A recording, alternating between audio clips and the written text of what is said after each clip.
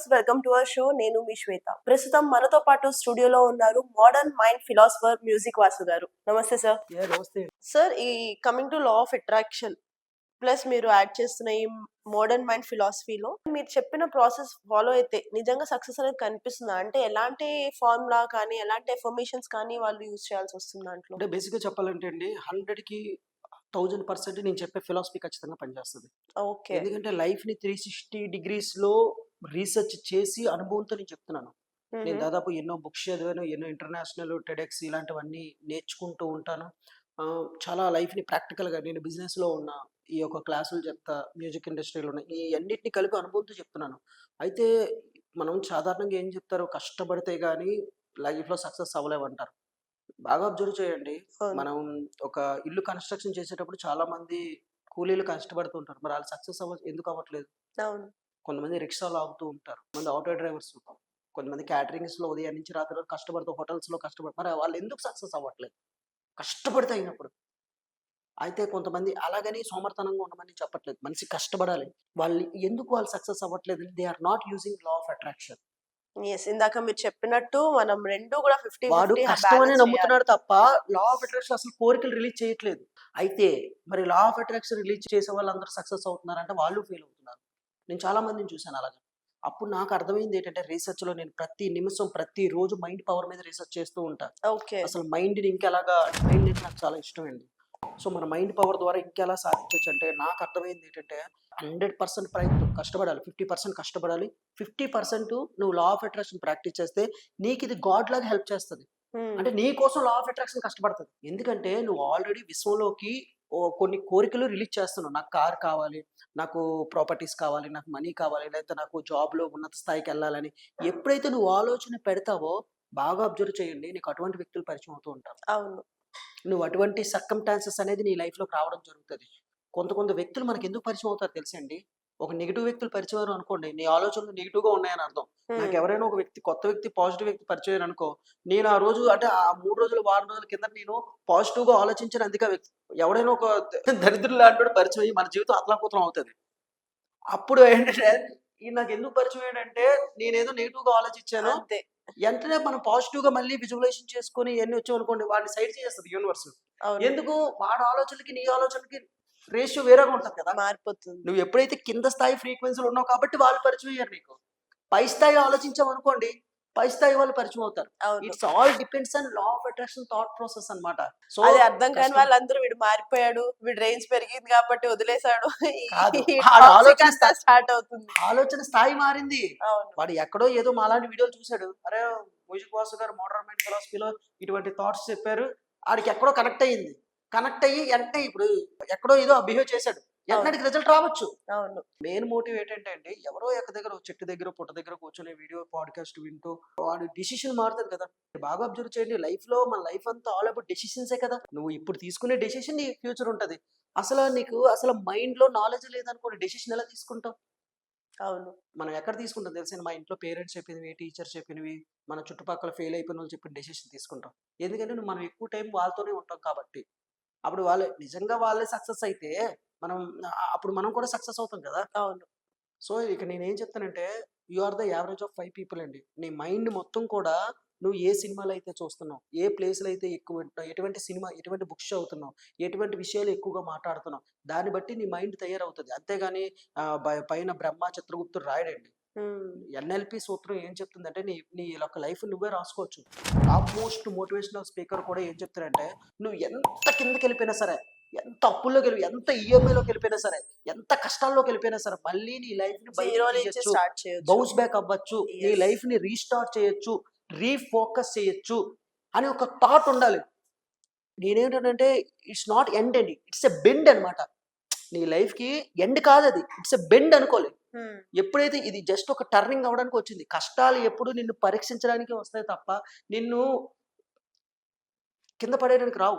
అంటే మనకు ఒక్కోసారి మన లైఫ్ చేస్తాయి మనల్ని, చెరుకు రసంలో తిప్పేస్తుంది. ఇప్పుడు చెరుకు రసం చిచ్చేటప్పుడు ఆ పిప్పు ఎలా వస్తుంది కదా, మన లైఫ్ కూడా ఒక్కోసారి అలాగ అయిపోద్ది.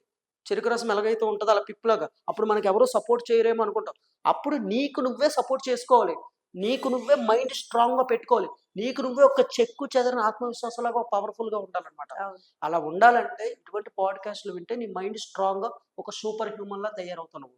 లేదంటే ఎగ్జాక్ట్‌లీ. అందరిలాగే నువ్వు ఉంటావు. మోడర్న్ మైండ్ ఫిలాసఫర్ అంటే నువ్వు మిగతా వాళ్ళకంటే 100 రెట్లు సూపర్ హ్యూమన్ లా ఉండాలి. బికాజ్ ఎంటర్టైన్మెంట్ లో కానివచ్చు, ఎడ్యుకేషన్ లో కానివచ్చు, డబ్బు సంపాదించడంలో కానివచ్చు, ఫ్యామిలీని చూసుకోవడంలో కానివచ్చు, స్పిరిచువల్ గా కానివచ్చు. Life is all about balanced అండి. అవును. వీటన్నిటిని బ్యాలెన్స్ చేస్తేనే పరిపూర్ణం అన్నమాట. లేదా ఫుల్ఫిల్మెంట్ లేనట్టే. గతంలో చెప్పినట్టుగా 90% చనిపోయేటప్పుడు అందరూ ఫీల్ అవుతారు. అయ్యో! నా టైం అంతా ఇక్కడ వేస్ట్ చేశాను. నా టైం అంతా ఇక్కడ వేస్ట్ చేశాను అనుకోరు. అప్పుడు బాధపడి ఏంటి ప్రయోజనం? రిగ్రెట్ అయ్యి ఏం ప్రయోజనం? ముందు నుంచే. అవును. సో, నా మోడర్న్ మైండ్ ఫిలాసఫీ ద్వారా అందరికి ముందు నుంచే అలవాటు చేస్తాం. ఇంకొక చిన్న డౌట్ అండి. ఇప్పుడు ఏజ్ పెరిగే కొద్దీ పెద్దరికం మనకి రావాలి అంటారు. కానీ మనం ఏజ్‌లో ఉన్నప్పుడు చేయని చిన్న చిన్న సరదా పనులుంటాయి గదా! హ్మ్. అరే! ఇప్పుడు మా బాబు ఇలా చేస్తున్నాడు. అప్పుడు నేను కూడా ఇలా చేసుంటే బావుండు. ఈ థాట్ ప్రాసెస్ ఏదైతే ఉందో మన పేరెంట్స్ జనరేషన్‌లో మనం ఈరోజు ఎక్కువ చూస్తున్నాం. హ్మ్. ఎందుకంటే ఇప్పుడు మన ఈ యూత్ జనరేషన్ ఏదైతే ఉందో వాళ్ళకి చేయాలనిపిస్తే చేసేస్తున్నారు. హ్మ్. ఫన్ లైక్ మీరన్నట్టు సొసైటీకి హ్మ్. సొంతంగా ఎలాంటి ఇబ్బందులు లేకుండా ఎంటర్‌టైన్ ఫీల్ అయ్యే దాంట్లో హ్మ్. ఇది చేయాలి అనుకుంటే చేస్తున్నాం. సో హ్మ్. దట్ మనం తర్వాత ఎప్పుడు నేనప్పుడు అది చేసుంటే బావుండే కదా! అనవసరంగా నేను ఆ ఛాన్స్ మిస్ చేసుకున్నా. ఓపెన్‌గా చెప్పాలంటే అండి, కొంతమంది నాన్ వెజ్ దీనికి ఎగ్జాంపుల్ చెప్తున్నాను. కొంతమంది నాన్ వెజ్ తినకూడదు, ఇది తినకూడదు అంటారు. హ్మ్. భగవంతుడు ప్రసాదించేదే ఒక జీవి మీద ఇంకో జీవి ఆధారపడతది. అవును. అంతే తప్ప ఇది ఇప్పుడు ఏవి తినకుండా నువ్వు 70 సంవత్సరాలు, 60 సంవత్సరాలు బతికి ఏం సుఖం? ఏముండదు. అన్నీ తిని 50 సంవత్సరాలు చచ్చిపో. అంతే. ఫర్ ఎగ్జాంపుల్ అండి, కొంతమంది ఎక్కువగా ఇది చేయకూడదని అంటారు. ఇప్పుడు నేనేం చెప్తున్నా, ఏది చేసినా బ్యాలెన్స్‌డ్ అంటే ఏదైనా చేయొచ్చు, ఎడిక్ట్ అవ్వకూడదంటాను. అంతే. అట్ ది సేమ్ టైము మన పేరెంట్స్ మన కోసం ఎంతో ఆశలు, కలలు చంపుకొని వాళ్ళు మనకిస్తారు. అయితే మనమేమని మన సక్సెస్ అయిన తర్వాత అసలు వాళ్ళ కోరికలేంటి? వాళ్ళేం లైఫ్‌లో మిస్ అయ్యారు. ఒక సినిమాలో పవన్ కళ్యాణ్ గారు ఒక డైలాగ్ ఉంటది. అందరూ ఏదేదో ఎతుక్కోవడానికి ప్రయత్నిస్తారు. నేను మట్టుకు నా కోల్పోయిన ఆనందాలు వెతుక్కుంటున్నాను. నా కోల్పోయిన జీవితాన్ని నేను మళ్ళీ తెచ్చుకోవాలనుకుంటున్నాను. మనం హ్మ్. చాలా అండి జాబుల్లో కానివ్వచ్చు, సొసైటీ కానివ్వచ్చు చాలా ఆనందాలు కోల్పోతామండి. అలా బతికి ఏం సుఖం అంటాను నేను. అవును. లైఫ్‌లో ఒకటండి, మనం ఎవరికీ ఇబ్బంది పెట్టలేనంత వరకు మోడర్న్ మైండ్ ఫిలాసఫీలో ఏంటంటే, నువ్వు హ్యాపీగా ఉండాలి. నువ్వు ఇక్కడ ఒకటి, నువ్వు చనిపోయిన తర్వాత నువ్వు 1000,00,00,000 సంపాదించినా నీ బాడీ అక్కడ పెట్టి వెంటనే నీ ఆస్తిని పంచుకుంటారు. అక్కడ నువ్వు వర్షం వచ్చినా సరే వదిలేస్తారు. ఇంకా చనిపోయేంత వరకు ఆగుతున్నారు మీరు అట్నే హాస్పిటల్‌లో చచ్చిపోయిన చివరి వెంటనే రోజుల్లో వెంటనే బీరువా ఉన్నారంటే ఎళ్ళేత్తకండి అంటారు. అంతే. ఇప్పుడు నువ్వు జీవితాంతం 1000,00,00,000 సంపాదించి దానికోసం. సో, నేను కూడా మనం చనిపోయేలోపు కొన్ని సినిమాలకైనా మ్యూజిక్ చేయాలి. నాది నిజంగా చెప్పాలంటే ఈ లా of attraction, modern mind philosophy కన్నా ఇంకొక డౌట్ కొట్టేస్తుంది ఇందాకటి అవును. నుంచి. అవును. మీరేమో ఇంత చక్కగా ఫిలాసఫీస్ చెప్తున్నారు. అవును. మోడర్న్ మైండ్ ఫిలాసఫీ అని జెప్పేసని, అవును. లా ఆఫ్ అట్రాక్షన్ గురించి చెప్తున్నారు. కానీ నేమ్ మ్యూజిక్ వాసు అని ఉంది. అసలేంటి సార్ సింక్ దీని అంటే రెండిట్లో? ఇక్కడేంటంటే అండి, నేను ఈ ఎండ్ మైండ్ చెప్పాను కదా! లైఫ్ చనిపోయేటప్పుడు మనం ఎలా చనిపోవాలనుకుంటున్నాం అని. ఫర్ ఎగ్జాంపుల్ అండి, ఒక 1000,00,00,000 సంపాదించారు. వాడు చచ్చిపోయాడు. టాప్ మోస్ట్ మ్యూజిషియన్స్ ఒక 5 పీపుల్ ఉన్నారు. వాళ్ళెవరైనా చచ్చిపోయారనుకో ఎవరు ఎక్కువ గుర్తుంటారు? ఎగ్జాంపుల్ చిరంజీవి. బాలసుబ్రహ్మణ్యం చచ్చిపోయారు.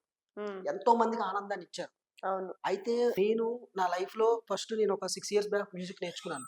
నేర్చుకున్న తర్వాత ఏం జరిగిందంటే, డబ్బు రియల్ ఎస్టేట్‌లో ఎక్కువొస్తుంది కదా! వేరే దాంట్లో మారిపోయాననమాట. ఓకే. కానీ నాకు నేను మళ్ళీ రిపేర్ చేసుకొని అర్థం చేసుకున్న తర్వాత ఏంటంటే, మనం డబ్బుతో పాటు ఫుల్‌ఫిల్‌మెంట్ కావాలి. ఇప్పుడు ఫిలాసఫీస్ చెప్తున్నాం.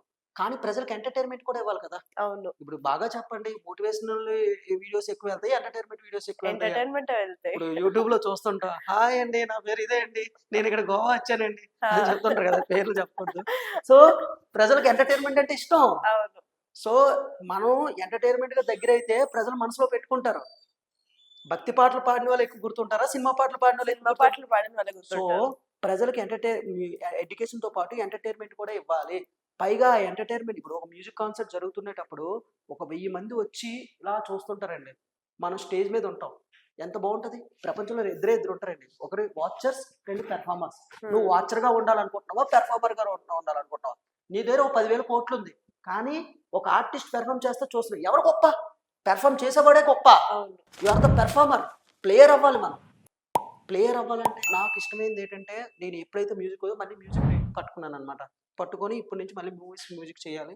ఓకే. ఇప్పుడు కొన్ని కొన్ని ప్రాజెక్ట్‌లో మాట్లాడుతున్నాను. ఇది యొక్క మెయిన్ మోటివ్ ఏంటంటే, మనం నైట్ మ్యూజిక్ అంటాం. నైట్ పడుకునేటప్పుడు ఇళయరాజా గారి మ్యూజిక్ వింటూ ఉంటాం. అవును. అలాగే ఒక రాబోయే సంవత్సరాల్లో నా మ్యూజిక్ కూడా ప్రజలు వినాలి. వావ్! వాడు సూపర్. కష్టాల్లో ఉండేటప్పుడు మోటివేషన్ వీడియోలు నాకు చూడాలి. ఎంటర్‌టైన్‌మెంట్‌గా మ్యూజిక్ వినాలి. అయితే ఈ రెండిటి వల్ల మనం స్టేజ్ మీద కాన్సంట్రేట్ చేసేటప్పుడు ఎంత హ్యాపీగా ఉంటది.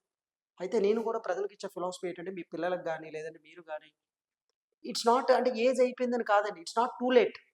మీరు 40 ఇయర్స్ అయినా ఏదైనా ఇన్‌స్ట్రుమెంట్ నేర్చుకోవచ్చు. 70 సంవత్సరాలు వచ్చినా ఏదో ఇన్‌స్ట్రుమెంట్ అవును. నేర్చుకోవచ్చు. దానివల్ల ఏంటంటే ఇద్దరు ఎంజాయ్ చేస్తారండి. ఒకటి ప్రేక్షకుడు ఎంజాయ్ చేస్తాడు, నువ్వు చేస్తాడు. కొంతమంది సింగింగ్ చేసేటప్పుడు చూడండి, ఒక తన్మయత్వంలో ఆడుతూ ఉంటారు. ఫ్లో స్టేట్‌లో ఉంటారు. ఆడికి ₹1,00,00,000 పెట్టి ఆనందం ఎక్కువ. ఆడు పెర్ఫార్మ్ చేసేటప్పుడు ఆ 10 నిమిషాలు ఆనందం ఎక్కువ అంటే, ఇది కొన్ని వేల కోట్లు ఇచ్చిన వర్ణాతత్వం అన్నమాట. ఆ టైంలో ప్రపంచాన్ని మర్చిపోతాడు. అటువంటి ఆనందం నీకు ఇష్టమైన పనిలో దొరుకుతది. అది నాకు మ్యూజిక్‌లో దొరుకుతదని నాకు అనిపించింది. డబ్బు కంటే ఎక్కువ సూపర్. నాకు అనిపించింది. Super so, sir. నాకు అది లేట్ రియలైజేషనే.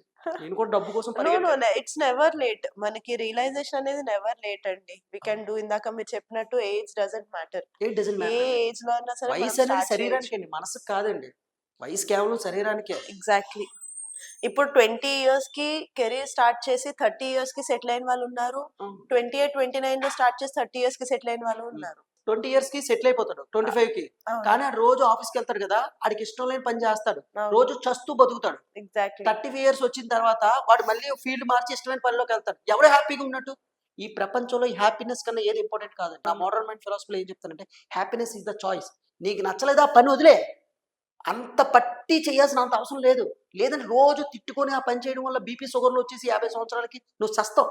అవును. నీకు 10,000 వచ్చినా సరే ఇష్టమైన పని చెయ్యి. నువ్వు అప్పుడు కష్టపడినట్టు ఉండదండి. పూరి జగన్నాథ్ ఓ మాట చెప్తారు. నువ్వు ఇష్టమైన పని చేస్తే అసలు కష్టపడాల్సిన అవసరం లేదు. అవును. నాకు కూడా లేట్ రిలీజేషనే. ఇష్టమైన పనిలో ఆనందం ఉందండి. వర్ణతతో తృప్తి ఉంటదనమాట.